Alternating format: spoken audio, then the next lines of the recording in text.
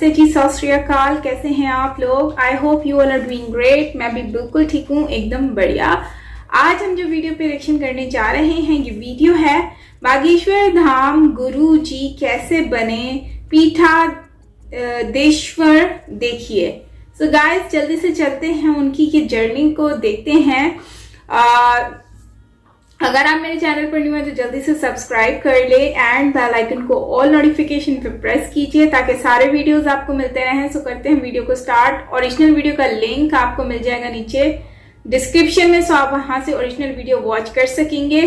मेरे चैनल पर अगर न्यू है तो जल्दी से सब्सक्राइब करें एंड बेल आइकन को ऑल नोटिफिकेशन पे प्रेस कीजिए ताकि सारे वीडियोस आपको मिलते रहें। सो वीडियो को स्टार्ट कर लेते हैं।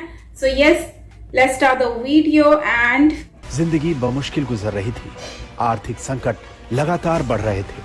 धीरेंद्र का धैर्य एक दिन जवाब दे गया।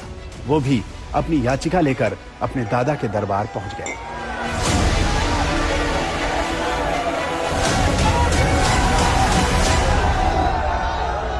हमारे पिताजी कुछ करते नहीं थे।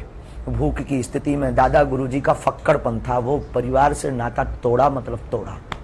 उन्हें मतलब नहीं आप जी रहे कि मर रहे। उनके पास तो अगर याचक अर्जी करता बन के जाओगे तो वो अर्जी उठा के बालाजी के पास रख देंगे। ये नहीं कि ये हमारा सगा नाती है, ये हमारा सगा पुत्र, तो इस पर ज्यादा कृपा हो जाए। हम भी गए सबकी भांति। हमने भी अपनी विपदा कही कि 3 दिन हो गए हैं, कुछ खाने तक को नहीं है घर में। रहने का 16x12 का कच्चा मकान, वो भी बरसात में खाट के पलंग के नीचे सोना पड़ता है। बारिश की बूंदें गिरती हैं। कब तक ऐसी जिंदगी जिएंगे? कुछ नहीं तो एक ऐसा कुछ कह दो, कर दो, भोजन ही चलने लगे। जिंदगी में कुछ नहीं तो पिताजी कुछ करने लगे, ऐसा कुछ कर दो। गुरु ने बस बाहें पकड़ी। अवस्था 10-11 वर्ष की थी। और बाहें पकड़ करके बोले तू मुझसे मत जुड़। और सीधा बागेश्वर बालाजी से जोड़ दिया। 2010 में दादा का निधन हो गया तो अचानक बाल धीरेंद्र की दुनिया ही उजड़ गई।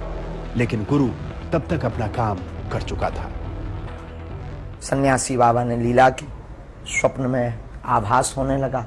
फिर कोई व्यक्ति आता था दिन में, या हम कहीं सत्यनारायण की कथा वांचने जाते थे, जैसे आप आए, शरद जी आए, या कोई व्यक्ति आया, तो हमें लगता था कि वो जब परिचित नहीं थे तो वो आते ही अपना ये नाम बताएगा। ऐसा मन में भाव प्रकट हो जाता था। ये आते ही हमसे 2 बातें बोलेगा, लेकिन झिझक के कारण हम बोल नहीं पाते थे। और वो जब उससे पूछते थे अच्छा आपका नाम क्या है, हमारा हो, ये तो पहले पता लग गया था हमें। धीरे धीरे उसकी उसका परिष्कृतकरण हुआ, शुद्धिकरण हुआ। धीरे धीरे जागृति हुई। फिर अज्ञातवास की साधना की और वो यात्रा, और ये यात्रा ऐसे प्रारंभ हो गई। 1 साल अज्ञातवास में रहने के दौरान धीरेंद्र शास्त्री अपनी भावी योजना का खाका तैयार कर चुके थे। वो लौटे तो बालाजी की सेवा में जुट गए। 9-10 साल की अवस्था से ही हमने बालाजी की सेवा की। जब बच्चे खेलना सीखते थे तब से हमने हनुमान चालीसा का पाठ, और गुरु ने जो विधान बताया वो मीडिया पर बताने का विषय नहीं है, वो अनुभव का विषय है। कभी आप आइएगा तो उसको हम आपको बताएंगे कि हमने क्या क्या अपने जीवन में मुश्किलों को सहा, कितना हनुमान चालीसा का पाठ किया, रातों भर हनुमान जी के चरणों में बैठकर रोए हैं, रातों भर हवन किया है। उसका ही ये परिणाम है जो आज सनातन संस्कृति का झंडा जगह जगह गाड़ा जा रहा है। धीरेंद्र शास्त्री ने खुद को बाबा बनाने के लिए तैयार किया। कई बड़े कथावाचकों के कार्यक्रम सुने, एक मोबाइल खरीदा ताकि उनके वीडियो देख सके, और फिर उन्होंने अपनी कर्मभूमि उसी बागेश्वर धाम को बनाया जहां उनके दादा का दरबार लगा करता था। धीरेंद्र शास्त्री ने दादा के अंदाज में ही दरबार लगाना शुरू किया, पर्ची निकालना शुरू किया। क्या नाम था? रूबी देवी। रूबी देवी। अच्छा, यहाँ किसी को बताया था? चलो पढ़ो। पत्नी का राज जानने आए हैं, मृत्यु का कारण जानने आए। रूबी उर्फ गुड्डी उनका नाम था। उनकी मृत्यु तंत्र कारण से हुई है, उसमें कोई संदेह नहीं। पांव पे पड़ गया। माइक से बोलिए, यही पर्चा बोल रहा। यही पूछने आए। शरीर नीला पड़ गया था इनका। बस बस बस, रोइए मत। शरीर नीला पड़ गया था।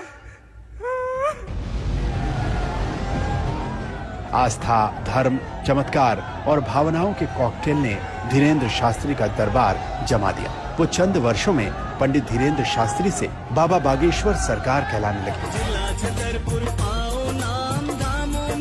धाम निराला सिद्ध पीठ बागेश्वर धाम। में बहुत चाहत तू।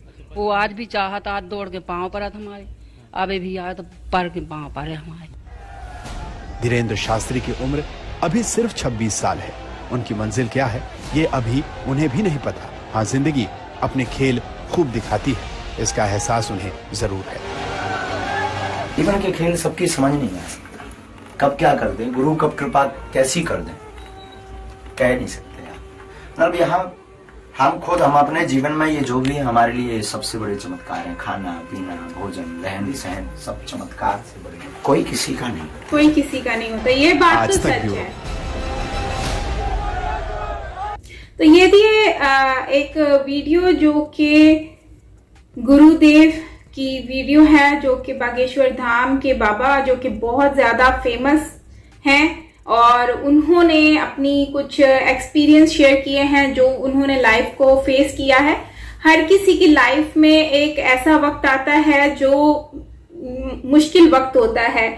किसी की स्टार्ट की लाइफ में आता है, किसी की मिड लाइफ में आता है, किसी की एंड लाइफ में आता है, बट मुश्किल वक्त इंसान की जिंदगी में आता है जो इंसान को एक ऐसा लेसन दे के जाता है जो वो पूरी जिंदगी उसको याद रखता है। लेसन क्या होता है, वो हमेशा उससे कुछ ना कुछ सीखता तो है ही। जैसे आप देखें बाबा की जिंदगी कितनी मुश्किलात से गुजरी। कुछ लोग होते हैं जो सोने के चम्मच में खाकर बड़े होते हैं, जिनको जिंदगी की जो मुश्किलात होती हैं उनका सामना करना नहीं पड़ता, तो इसलिए उनको इतना रियलाइज भी नहीं होता कि मुश्किलात है क्या, या दूसरों के दुख को समझना इतना उनके लिए मुश्किल वो आसान काम नहीं होता, क्योंकि ये सिर्फ वही समझ सकता है जिसके ऊपर ये गुजरी भी होती है, तो और वही एहसास करता है। तो बाबा के साथ जो उन्होंने अपनी सिचुएशन बताई, उन्होंने अपनी लाइफ की जर्नी बताई है कि जब उनको कोई नहीं जानता था उस टाइम पर वो एक कम उम्र में उन्होंने अपनी जिंदगी में ऐसे वक्त देखा है जिसमें खाने को नहीं होता था, बारिश होती थी तो चरपाई के नीचे बैठ जाते थे ताकि पानी ना ऊपर आए। मतलब ऐसा उन्होंने वक्त भी देखा है, और छोटे से कमरे में सारे लोग रहते थे, फैमिली मेंबर्स। लेकिन उसके बाद उन्होंने जितनी मेहनत की, हनुमान चालीसा किया, जब उस एज में जब बच्चे स्कूल जाते हैं और खेलते कूदते हैं, याशियां मारते हैं, तब जाके उस एज में उन्होंने अपना जो है इस जर्नी को स्टार्ट किया।